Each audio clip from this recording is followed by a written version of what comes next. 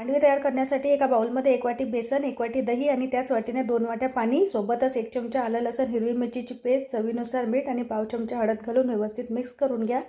त्यानंतर बॅटर चाळणीने चाळून घेऊया आणि गॅसवर ठेवून आपल्याला हे बॅटर घट्टसर करून घ्यायचं आहे। बॅटर 2 मिनिटांनंतर अशा प्रकारे घट्टसर झालं की झाकण ठेवून 2 मिनिटं कमी गॅसवर वाफ काढून घेऊया। तोपर्यंत एक ताट घेऊन तेल लावून घ्यायचं। वाफ काढून झाल्यानंतर अशा प्रकारे 2 चमचे बॅटर ताटावर टाकून चारी बाजूंनी व्यवस्थित पसरून घेऊयात पातळसर। त्यानंतर 5 मिनिटं थंड होऊ द्यायचं आहे।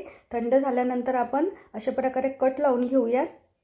कट लावून झाल्यानंतर रोल तयार करून घ्यायचे आहेत व्हिडिओमध्ये दाखवले त्या प्रकारे। त्यानंतर रोल तयार झाले की आपण तडका लावून घ्यायचा। त्यासाठी कडकडीत तेल गरम करून घेतलं, त्यामध्ये 1 चमचा मोहरी, कढीपत्त्याची पानं आणि 2 चमचे पांढरे तीळ घालून घेऊया। हा तडका आपण खांडवीवर टाकून मस्त अशी खांडवी सर्व करून घ्या। तर कशी वाटली रेसिपी आवडली तर लाईक करा, शेअर करा, चॅनलला सबस्क्राईब करा।